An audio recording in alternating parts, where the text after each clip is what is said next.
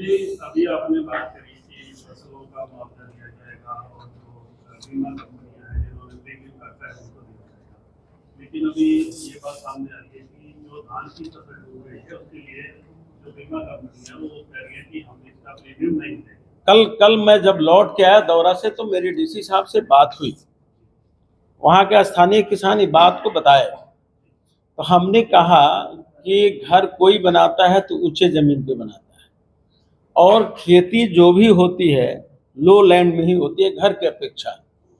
तो बाढ़ के पानी घर पे जाएगा तो उससे किसान को घर की क्षति होगी, न कि फसल तो समाप्त होगा ही होगा। अब फसल बीमा फसल के लिए बना हुआ है, तो इस पर डीसी साहब ने भी बात बहुत अच्छे ढंग से सुने और उन्होंने भी कहा कि इसका भी निदान होगा। और अब इसी विषय के लिए तो मैं आया हूँ, इसी विषय को तो मजबूती से केंद्र में भी रखा जाएगा और यहाँ स्टेट गवर्नमेंट के मुख्यमंत्री जी को भी रखा जाएगा कि फसल बीमा वाले को बुला के समझाएं कि किसान की फसल के लिए फसल बीमा होता है, घर की क्षति देने के लिए, क्षति की मुआवजा देने के लिए तो केंद्र सरकार और स्टेट गवर्नमेंट है ही, तो उसमें भी सुधार करके निश्चित रूप से उसको प्रयास करके हम लोग किसान को फसल बीमा मिले और जो मुआवजा की राशि तय की है गवर्नमेंट उसको मिले, और जो राहत सामग्री है वो निश्चित रूप से बट रहा है और बटेगा भी।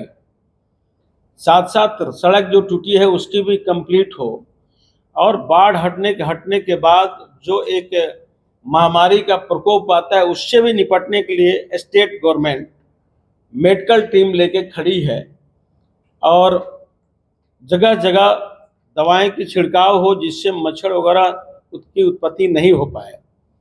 ये प्रयास निश्चित रूप से किया जाए।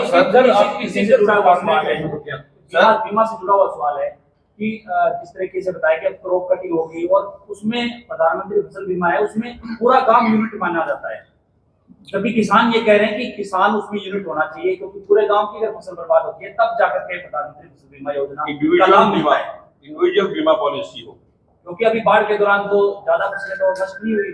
जो भी आपकी सुझाव है निश्चित रूप से हम प्रधानमंत्री जी की नज़र में रखने का काम करेंगे कि किसान के प्रति, हम भी एक किसान के परिवार से हैं और किसान को कितनी दर्द होती है मैं समझता हूँ, बखूबी आपकी बातों को मजबूती से रखें। सर असल के केंद्र सरकार ने घोषणा पत्र में वादा किया कि किसानों की आय दोगुनी करेंगे और एमएसपी पे देख रहे हैं, आज तक उस पे दोनों पे देखिए मैं आपको बता दूं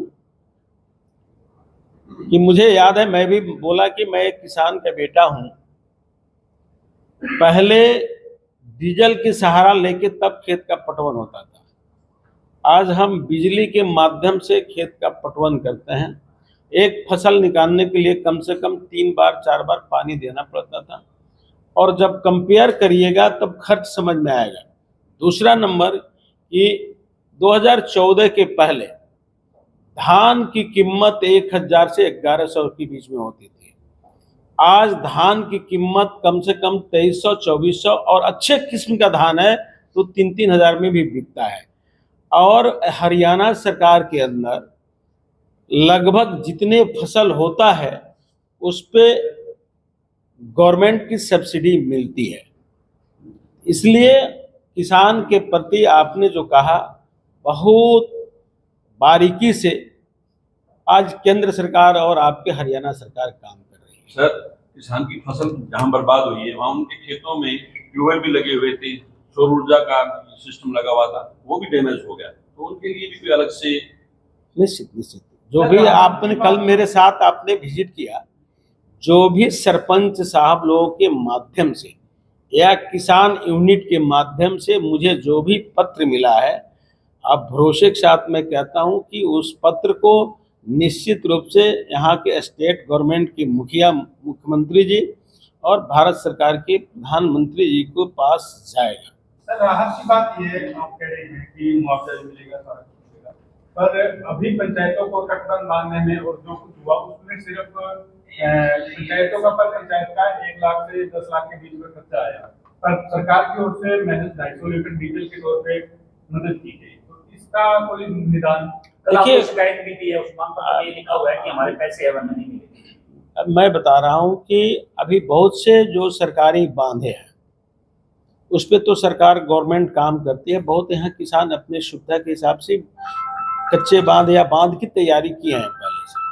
उसमें भी जब किसान कल हमसे डिमांड किया कि हमको यहाँ 2 पोपलेन आ जाए तो काम चल सकता है, तो मैं उसी समय डीसी साहब से बात भी किया और उसी समय उपलब्ध कराने का प्रयास भी हुआ है और हो भी गया होगा।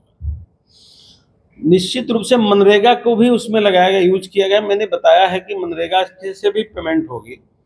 तो अब सरकार और आम पब्लिक के बीच में कोऑर्डिनेशन जो भी पत्र मिला है सरपंच साहब के लोगों के माध्यम से या किसान नेताओं के माध्यम से या एक कृषक के माध्यम से, उस पत्र का निश्चित रूप से जवाब सकारात्मक ढंग से मिलेगा। सर, केंद्र सरकार हरियाणा को कोई विशेष पैकेज देगी? देखिए, मैं एक यहाँ की समस्या देखने आया हूँ। मैंने एक ही बात बताया कि यहाँ की समस्या को बहुत मजबूती से वहाँ रखूँगा। उसके बाद प्रधानमंत्री जी का विषय बनता है कि कैबिनेट में जाके क्या क्या उस यहाँ के लिए कर सकते हैं और यहाँ के स्टेट गवर्नमेंट की सुझाव लेके तभी कुछ हो पाता है। पंजाब में भी नुकसान हुआ है, हिमाचल में भी हुआ है, हरियाणा में भी हुआ है, तो हरियाणा से अनदेखी क्यों? ऐसा है कि किसी प्रदेश को हम अनदेखा नहीं करते हैं और हमारे आदरणीय मोदी जी का ये नारा है कि सबका साथ, सबका विकास, सबका प्रयास, सबका सहयोग, और 140 करोड़ देशवासियों को अपना परिवार मानते हैं। किसी प्रदेश के साथ भेदभाव नहीं होता है। आप भरोसा रखें, समय से सब पर निगरानी होती है, सबको दिया भी जाता है। सर, कांग्रेस के राष्ट्रीय अध्यक्ष मल्लिकार्जुन खड़गे ने आरोप लगाया कि 2 साल से प्रधानमंत्री हिमाचल नहीं गए और वहाँ पे इतना अत्याचार, अब दोबारा प्रधानमंत्री वहाँ पे विरोध देखना पड़ेगा। देखिए, खड़गे जी को कोई सीरियस नहीं लेता है और शायद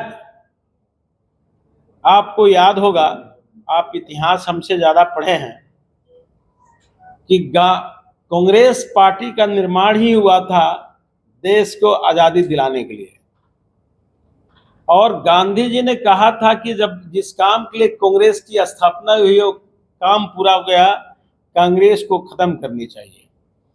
तो उस समय के तत्कालिक प्रधानमंत्री पंडित नेहरू जी ने कांग्रेस को समाप्त नहीं किया, लेकिन उस काम को पूरा करने के लिए राहुल जी कदम उठा लिए हैं, बीड़ा उठा लिए हैं। कांग्रेस को समाप्त करके ही मानेंगे।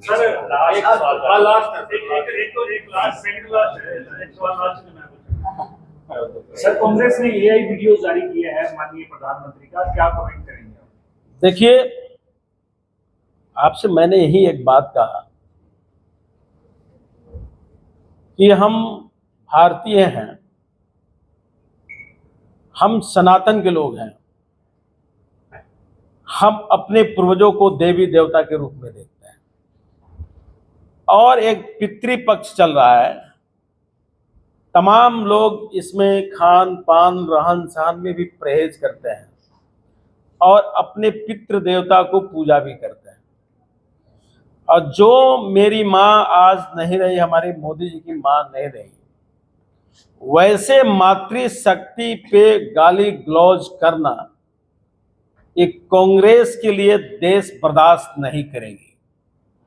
और जो भी वो वीडियो जारी कर रहे हैं, अपनी कब्र खोद रहे हैं। आने वाली जनता भारत की नारी शक्ति का अपमान नहीं सहेगा और कूट कूट के बदला लेगा। सर, एक लास्ट सवाल है सर, आप गाँव घूमाए, फसलें देख ली, सिरसा शहर में भी एक अगर चक्कर लगाते हैं, क्योंकि जबकि माननीय मुख्यमंत्री जी आते हैं, जिस रोड से गुजरना वो रोड तो बन जाता है, लेकिन उसके बावजूद बाकी का बुरा हाल है। आप भी किसी रोड से जाएंगे तो बुरा हाल है, उसका भी तो एक रिक्वेस्ट है, या तो आप एक बार शहर का चक्कर लगाए, कहते मैं साइकिल पे जाता हूँ तो वो शायद रोड बन जाए। चलिए, मैं देखता हूँ।